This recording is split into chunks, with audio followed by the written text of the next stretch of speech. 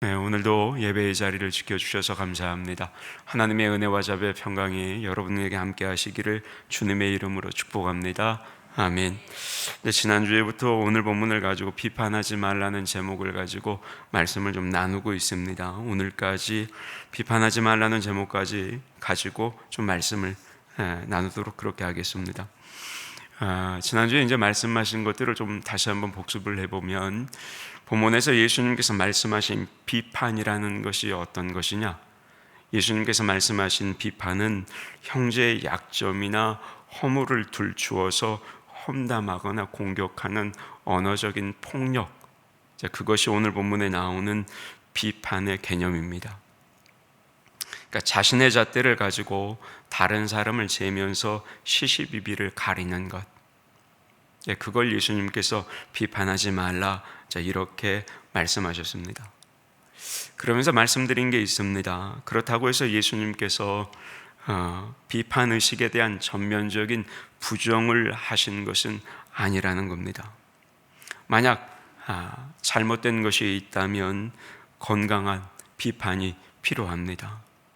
만약에 교회가 잘못되어져 가면 어때요? 그 교회를 향해서 잘못된 것은 잘못되었다라고 책망할 줄 알아야 되는 거죠.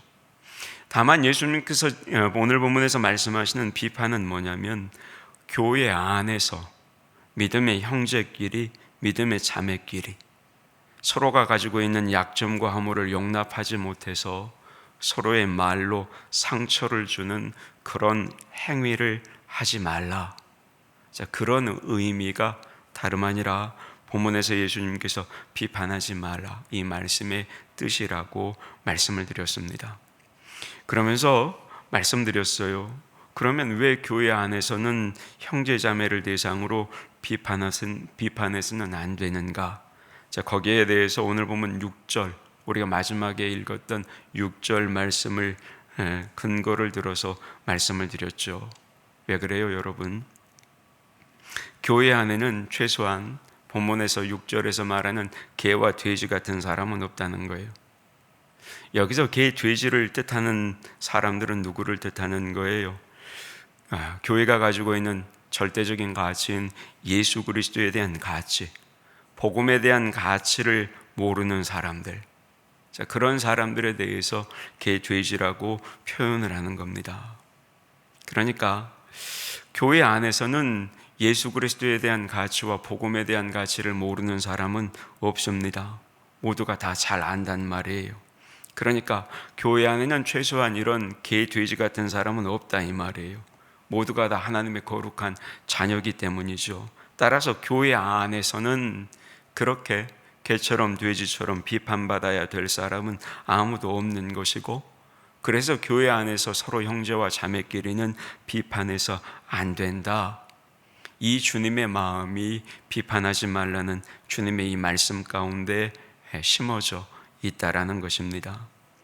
그러면서 여러분, 오늘 본문을 통해서 지난 시간 비판에 대해서 우리가 두 가지 사실을 알 수가 있었습니다. 첫째는 뭐냐? 이 세상에서 비판받기를 좋아하는 사람은 아무도 없다는 겁니다. 지금 이 자리에 앉아있는 우리 중에도 비판받기를 좋아하는 사람은 그 누구도 없습니다. 그런데 여러분, 내가 비판받기 싫다면 어때요? 남도 비판받기 싫은 겁니다. 따라서 비판을 받지 않으려면 선행되어야 할 일이 있는데, 그건 뭐냐면 남을 비판하지 않는 겁니다. 그래서 1절 말씀에 뭐라고 시작이 되는 거예요? 비판받지 아니하려거든 비판하지 말라, 이렇게 시작이 되는 겁니다.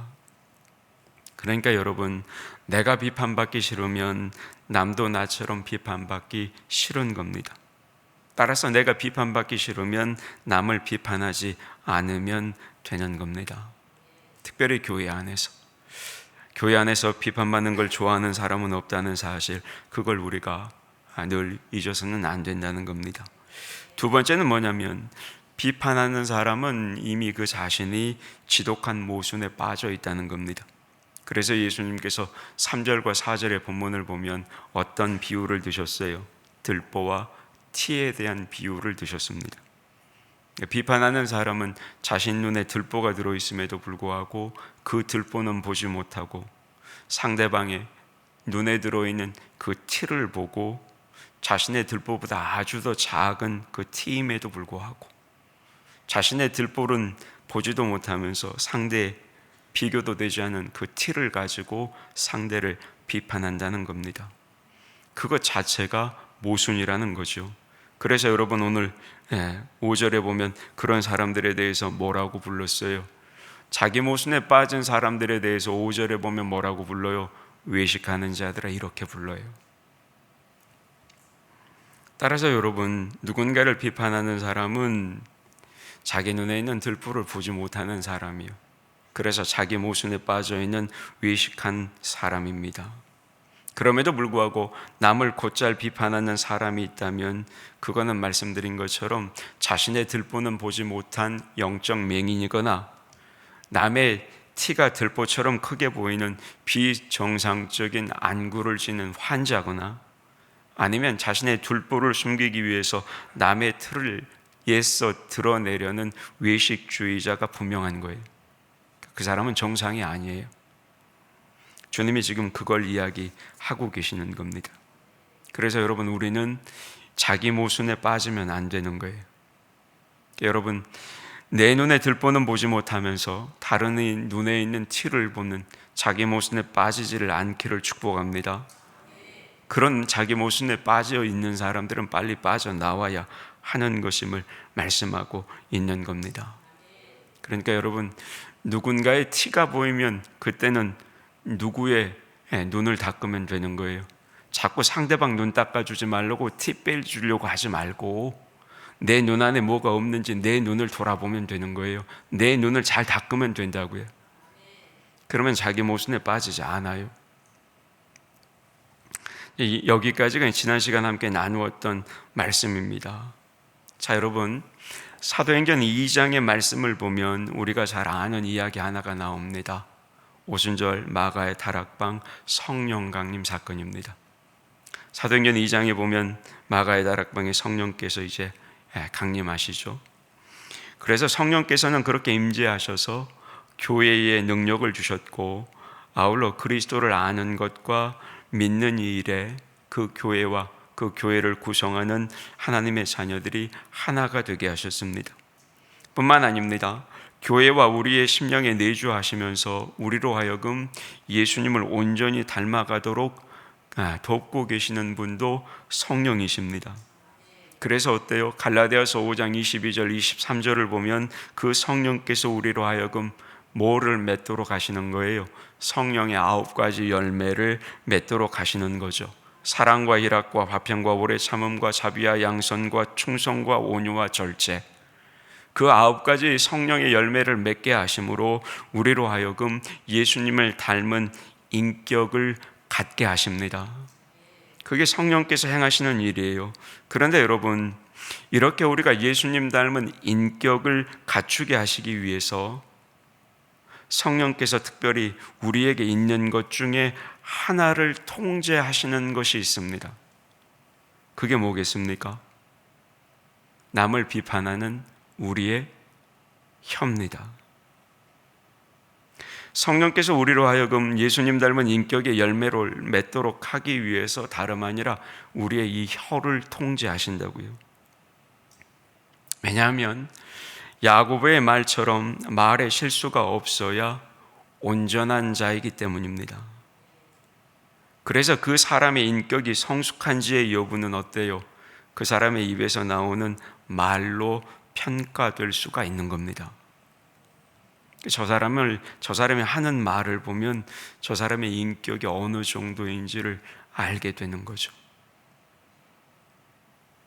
그래서 여러분, 사도행전 2장을 제대로 읽어보면 성령께서 예루살렘의 마가의 다락방에 임하셨을 때에 거기에 있었던 이 120명의 성도의 말을 성령께서 통제하셨음을 여러분, 우리가 보게 됩니다.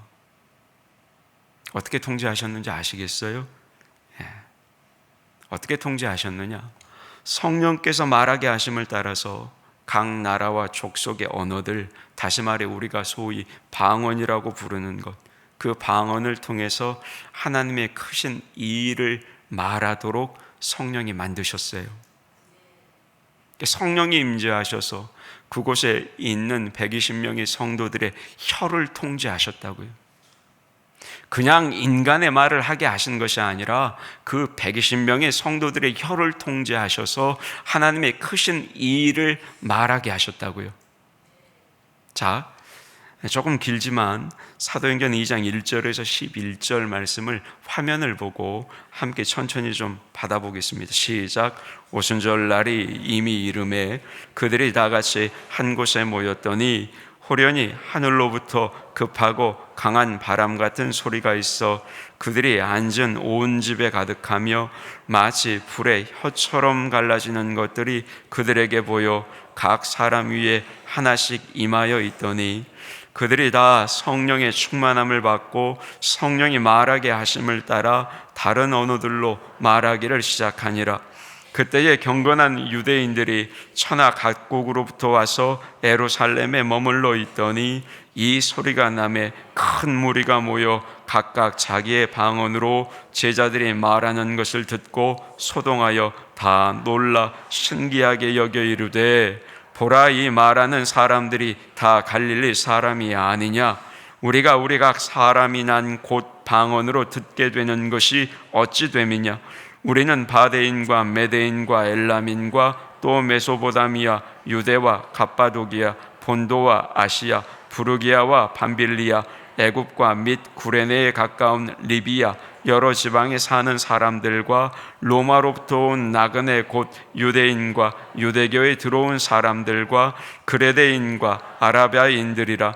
우리가 다 우리의 각 언어로 하나님의 큰 일을 말함을 듣는도다 하고 아멘. 11절 보세요. 마지막에 뭐라고 그래요? 우리가 다 우리의 각 언어로 뭘 들어요? 하나님의 큰 일을 말함을 듣는다. 이렇게 기록해요. 그렇습니다. 여러분, 성령께서는 인간의 언어를 통제하셨어요. 그래서 각각의 언어들을 통해서 11절에 나와 있는 말씀처럼 그 언어를 통해 인간의 말이 아니라 인간의 감정을 쏟아놓는 게 아니라 어때요? 하나님의 크신 일을 말하도록 만드셨다 이 말이에요. 그러니까 다시 말하면 인간의 못된 심성을 드러내는 악한 말이 아니라 성령께서 임재하셔서 그들로 하여금 하나님의 마음과 하나님의 성품을 드러내는 선한 말을 하도록 혀를 통제하셨다고요. 따라서 여러분, 성령 충만한 사람은 뭐가 통제되는 사람이에요? 혀가 통제되는 사람. 마찬가지로 여러분, 오늘날도 교회와 우리 안에 거하시는 성령께서는 동일하십니다. 우리의 입, 우리의 혀, 우리의 말을 통제하시는 거예요. 선한 말은 꿀송이 같아서 마음에 달고 뼈에 양약이 된다고 성경은 말씀하죠. 따라서 그런 선한 말, 다시 말해 하나님의 마음, 하나님의 성품을 드러내는 그런 선한 말을 우리가 교회 안에서 형제자매들과 함께 주고받으면 우리 안에 계시는 성령은 기뻐하실까요? 실망하실까요? 기뻐하시겠죠. 그 성령께서 기뻐하시면서 우리 안에 충만하시지만 우리가 그 성령을 거역하고 교회 안에서 형제를 향해서 자매를 향해서 함부로 비판하고 함부로 말하고 함부로 비난하게 되면 어때요? 우리 안에 계시는 성령은 근심하고 소멸되는 겁니다. 따라서 여러분, 우리 스스로를 한번 돌아볼 필요가 있다는 거죠. 육신의 사람은 성령의 통제를 벗어나 형제를 비판하는 근성에서 벗어나지 못하는 사람이에요. 반대로 성령의 사람은 비판하지 말라는 주님의 말씀에 순종하려는 사람이라는 겁니다. 그래서 형제를 비판하려 하다가도 어때요? 아차, 이게 아니구나. 그래서 자기 혀를 깨물어요. 입을 다물려고 노력한다고요. 왜 그래요? 성령에 사로잡혀 있는 사람이기 때문입니다. 여러분, 그냥 듣지 마세요. 그냥 듣지 마시라고.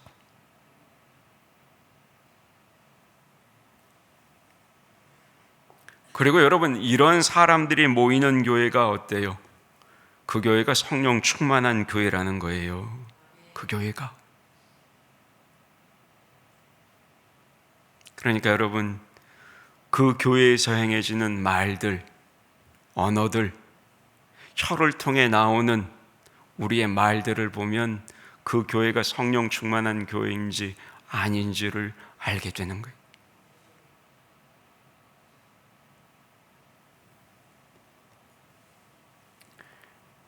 우리 교회는 어떤 교회예요? 나주교회는 어떤 교회냐고요? 예, 성령 충만한 교회가 되기를 주님의 이름으로 축복합니다. 예. 화가 날 수도 있겠죠. 아울러 자기의 생각이 있으면 그 이야기를 하고 싶을 때도 있겠죠. 그러나 여러분, 결정되지 않거나 논의되지 않는 이야기들은 할 필요가 없는 거예요. 답답해 죽겠어요, 가끔. 자기의 생각이잖아요. 자기의 계획이잖아요. 논의되지도 않는 일이에요. 그런데 여기저기 이야기를 하고 다녀요. 그래서 결국 담임 목사한테 전화가 와요.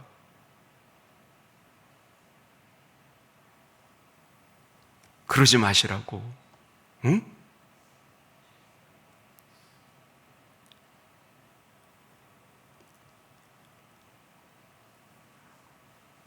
제발 좀 그러지 마시라고요. 그거 아니에요. 여러분, 담임 목사는 늘 고민해요. 뭐 때문에 고민한 줄 아세요? 교회에 좋은 일이 생기면, 여러분, 좋은 일이 생기면 그때가 사단이 공격할 가장 좋은 시기란 말이에요. 그러니까 좋은 일이 생기면 담임 목사는 무슨 생각하냐? 어디서 사단이 공격할까? 요거 바라보고 있는 거예요. 내가 생각하기에는 그게 옳고 이걸 하고 싶어요. 그러나 그건 아니에요. 그건 아니라고. 교회의 모든 구성원들은 생각이 다 다른 거예요. 내 생각과 100% 일치되는 생각은 아무도 없어요.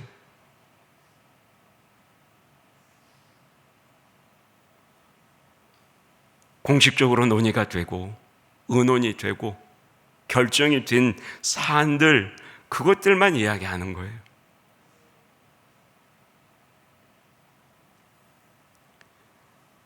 그러기 전까지는 성령의 통제를 받으시기를 축복합니다. 가지고 계세요. 뱉지 마세요. 사단은 그런 것들을 통해서 공동체를 흔들어요. 누군가의 감정을 상하게 하고.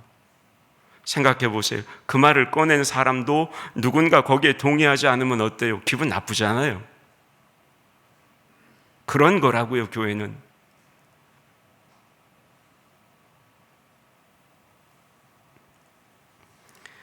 여러분, 우리 나주교회는 육신의 사람이 모인 공동체가 아니라 성령의 사람이 모인 공동체가 될 수 있기를 주님의 이름으로 축복합니다. 그래야 되는 거예요. 여러분, 혹시 그거 아세요? 일반적으로 한 사람이 하루에 평균적으로 하는 말의 양이 얼마나 되는 줄 아십니까? 찾아봤어요. 평균적으로 한 사람이 하루에 내뱉는 말이 2만 5천 마디 혹은 3만 마디래요. 오늘도 우리는 2만 5천에서 3만 마디 말을 내뱉고 산 거예요. 그런데 어때요? 사람들은 그런 말들이 시간이 지나면 없어질 거로 생각해요. 아니, 어쩌면 그렇게도 생각하지 않고 말을 뱉는 사람들도 있겠죠. 그런데 여러분, 실상은 수많은 말이 사라지지 않고 남아있어요. 남아있다고. 어떤 사람의 마음이나 기억에 오래도록 거하면서 그래서 무서운 힘을 발휘하기도 해요. 그 말 한마디가. 이혜인 수녀가 지은 말을 위한 기도라는 시가 있습니다. 일부를 이 저녁에 함께 좀 보겠습니다. 화면 띄워주세요. 자, 화면 보시면서 함께 좀 낭독해 보겠습니다. 한 소절 한 소절 같이 낭독합니다. 시작. 내가 이 세상에 태어나 수없이 뿌려놓은 말의 씨들이 어디서 어떻게 열매를 맺었을까 조용히 헤아려 볼 때가 있습니다. 무심코 뿌린 말의 씨라도 그 어디선가 뿌리를 내렸을지 모른다고 생각하면 왠지 두렵습니다. 더러는 허공으로 사라지고 더러는 다른 이의 가슴 속에서 좋은 열매를 또는 언짢은 열매를 맺기도 했을 언어의 나무, 주여, 내가 지난 언어의 나무에도 멀고 가까운 이웃들이 주고 간 크고 작은 말의 열매들이 주렁주렁 달려 있습니다. 둥근 것, 모난 것, 밝은 것, 어두운 것, 향기로운 것, 반짝이는 것. 그 주인의 얼굴은 잊었어도 말은 죽지 않고 살아서 나와 함께 머뭅니다. 여러분, 이런 시가 있습니다. 맞아요, 여러분. 우리가 누군가를 비판하는 말은 없어지지 않고 때로는 누군가의 마음에 머물러 있음을 우리는 기억할 필요가 있습니다.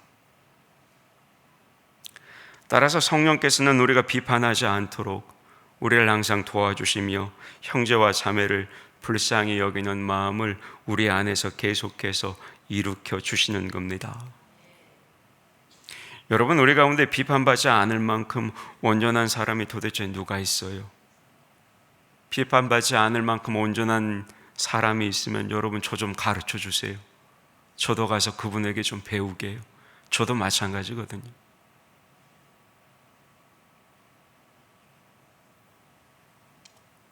여러분, 우리 가운데 비판받지 않을 만큼 온전한 사람은 아무도 없어요. 여기 있는 우리 모두는 예수님을 닮은 온전한 자가 되고자 하는 공동의 목표를 가지고는 있지만 그럼에도 어때요? 허물과 약점으로 얼룩진 우리 삶의 십자가, 어둠의 십자가를 벗어낼 수가 없는 겁니다. 따라서 여러분, 우리가 할 수 있는 게 뭐예요? 다른 게 없어요. 그건 서로가 연약한 자들이기 때문에 서로가 가지고 있는 그 연약함과 아픔들을 그저 불쌍히 여겨주는 것, 그것만 할 수 있는 거예요. 여러분, 그것만이 그리스도인들이 해야만 하고 할 수 있는 거예요. 누가 뭘 비판해요? 100% 온전하면 비판하세요. 근데 그런 사람 아무도 없잖아요. 비판하기보다는 서로의 불쌍한 마음, 긍휼한 마음을 가지고 어때요? 불쌍히 여겨주는 것. 여러분, 우리가 할 수 있는 건 그거밖에 없다고요. 에베소서 4장 32절 말씀이 이렇게 기록을 해요. 여러분, 화면을 보고 같이 봤습니다. 시작. 서로 친절하게 하며 불쌍히 여기며 서로 용서하기를 하나님이 그리스도 안에서 너희를 용서하심과 같이 하라. 아멘. 뭐라고요? 서로 용서하기를, 서로 친절하게 하고 불쌍히 여기고 서로 용서하기를 하나님이 그리스도 안에서 너희를 용서하심과 같이 하라. 여러분, 우리가 할 수 있는 건 이거밖에 없다고요. 다른 게 없어요. 기억하셔야 됩니다. 서로가 서로를 불쌍히 여기는 것, 여러분, 이것만이 우리에게 있어야 돼요. 그게 우리의 모습이어야 한다는 거예요. 그래서 여러분, 예수님도 우리가 살펴봤던 마태복음 5장 7절에서 뭐라고 그러셨어요? 화면에 나옵니까? 같이 봤죠. 시작. 긍휼히 여기는 자는 복이 있나니 그들이 긍휼히 여김을 받을 것이미요. 아멘. 우리가 할 수 있는 건 긍휼히 여기는 거예요. 다른 이의 연약함과 그 부족함과 모자람을 불쌍히 여기는 거예요. 여러분, 이게 예수님의 가르침이고 주님이 우리에게 말씀하시는 거예요. 누군가를 긍휼히 여기고 불쌍히 여기는 것, 그게 여러분 그리스도인 된 우리가 해야 하는 것임을 기억하시기를 바랍니다. 그리고 생각하면 생각할수록 주님의 이 말씀이 옳아요. 여러분, 우리는 남으로부터 불쌍히 여김을 받아야 어때요? 평안한 삶을 유지할 수가 있고 행복할 수가 있는 거예요. 그리고 내가 남으로부터 불쌍히 여김을 받으려면 어때요? 내가 먼저 남을 불쌍히 여기는 것이 마땅한 거예요. 따라서 여러분, 믿는 형제 간의 관계는 비판하는 관계가 아니라 불쌍히 여기는 관계라는 사실, 그걸 성령께서 항상 우리 가운데 가르치시는 겁니다. 왜 그럴까요? 내가 누군가를 불쌍히 여기는 이상 내가 그 사람을 비판할 수가 없잖아요. 불쌍한데 비판하겠냐고요? 아니잖아요. 뿐만 아닙니다. 성령께서는 형제를 칭찬하고 격려하도록 여러분 우리를 감동하십니다. 그래서 우리가 성령 충만하면 형제의 약점이나 실수가 내 눈에 보이지 않고 기억되지도 않는 겁니다. 물론 여러분, 왜 실수가 없어요? 실수하죠. 왜 약점이 없겠어요? 왜 그 약점이 안 보이겠어요? 보이죠. 그러나 어때요? 잊어버리는 거예요. 잊어버리는 거예요. 그리고 그 사람의 무엇만 보려고 하는 거예요? 좋은 점, 장점만 보려고 하는 거예요. 누구나 단점을 가지고 있어요, 여러분. 그러나 그 사람이 가진 단점 말고 그 사람이 가진 장점도 있다고요. 그러니까 단점을 보지 말고 장점을 봐야죠.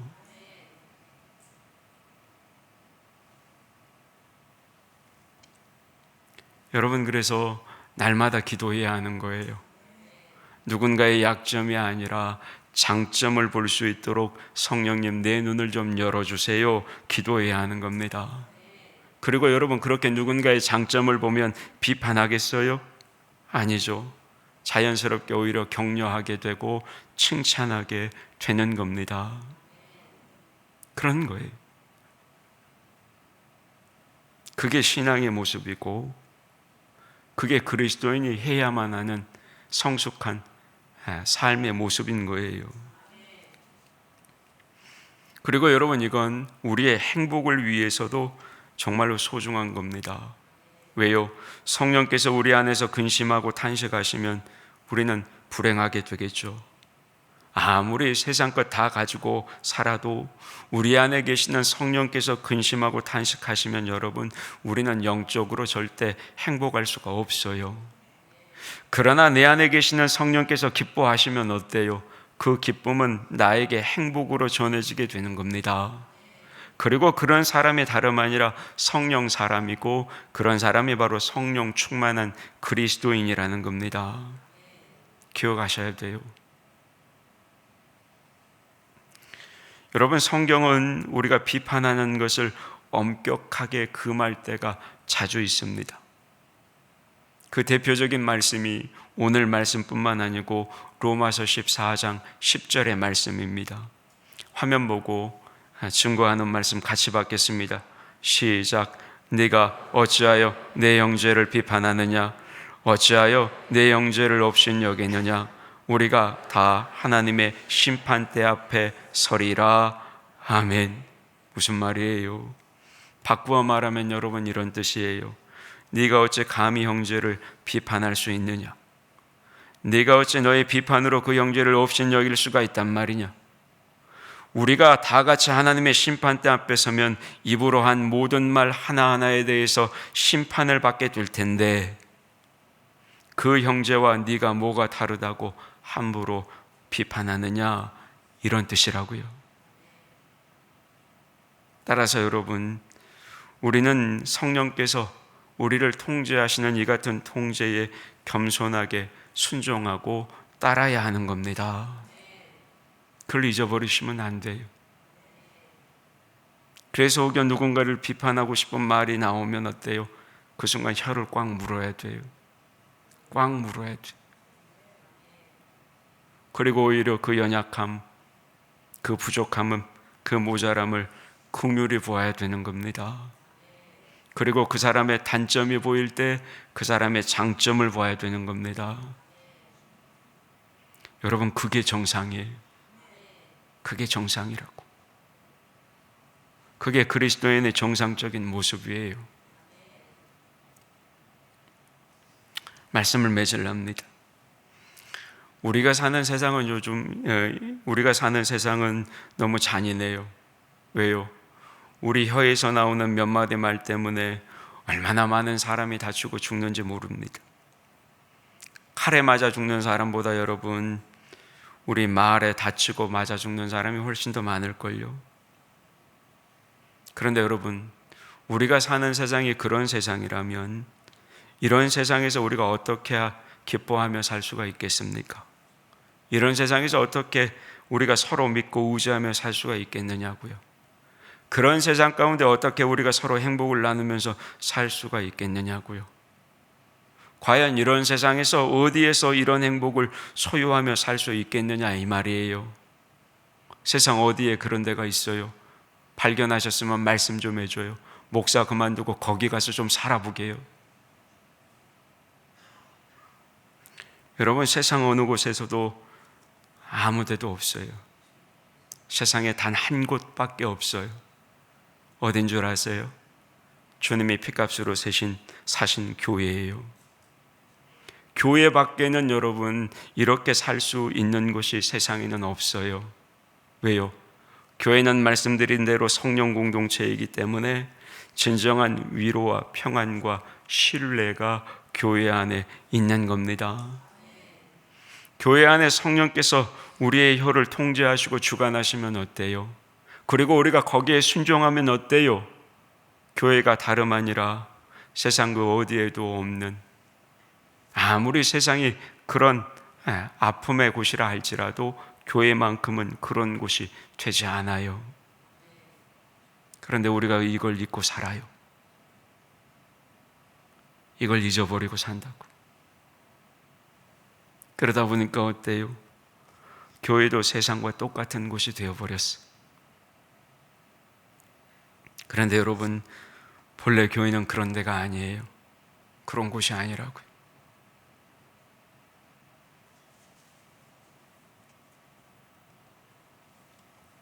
내가 연약하고 내가 부족한 것 때문에 오히려 교회 안에 있을 때 내 연약함과 내 부족함 때문에 누군가가 다치는 게 아니라 누군가가 더 위로받고 그 상처가 싸매어지고 격려받고 누군가의 온기를 느끼게 되고 누군가 나를 보듬어 줄 때 내가 다시 회복되는 곳, 비판보다는 긍휼히 여기고 불쌍히 여기고 그래서 보듬어주고 위로할 수 있는 공동체, 그게 여러분 이 세상 가운데 교회밖에 없다고요.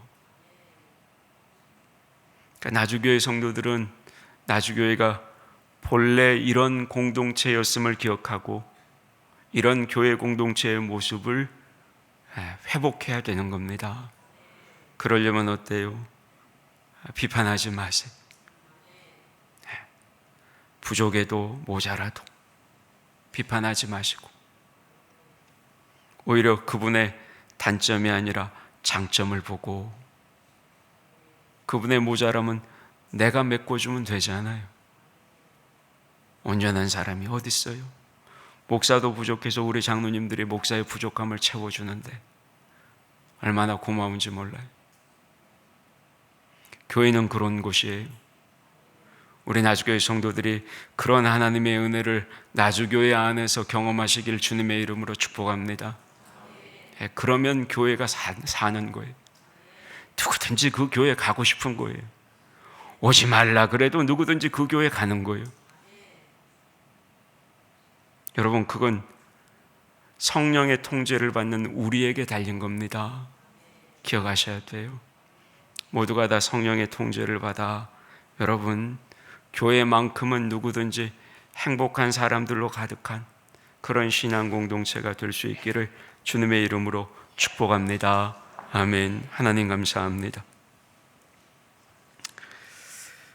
교회는 원래 따뜻한 곳이고 모자람도 인정받고 부족함도 긍휼히 여김을 받는 곳인데 어느새 교회가 세상에 살벌한 곳처럼 되어버렸습니다. 교회 안에서도 부족한 것, 연약한 것 보일까?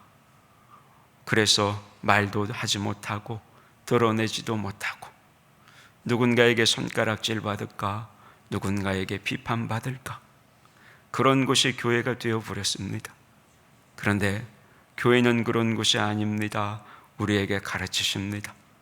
비판하는 곳이 아니라 서로 긍휼히 여기는 곳, 불쌍히 여기는 곳, 장점을 보는 곳. 그래서 모두가 온전하지 않아도 온전함을 이루어내는 공동체가 교회임을 오늘 주님의 말씀을 통해 다시 한번 깨닫게 됩니다. 하나님, 우리의 연약함을 용서하시고 우리 나주교회가 그런 아름다운 교회, 본래의 교회의 모습을 회복해서 누구나 다 교회에 나오면 행복하고 자신의 연약함도 드러내놓고 이야기할 수 있는 아름다운 신앙 공동체가 되게 하여 주시옵소서. 우리 모두가 연약함을 보지 않게 하시고 장점을 보게 하시고 그분이 잘하는 것, 그분이 정말로 아름답게 섬길 줄 아는 모습들, 그것들을 바라보며 그것들을 칭찬하고 그것들을 보듬고 함께 서로가 서로의 충분 조건이 되어 하나님의 영광을 돌리는 우리 나주교회 공동체가 되게 하여 주시옵소서. 감사드리며 예수님의 이름으로 기도하옵나이다. 아멘.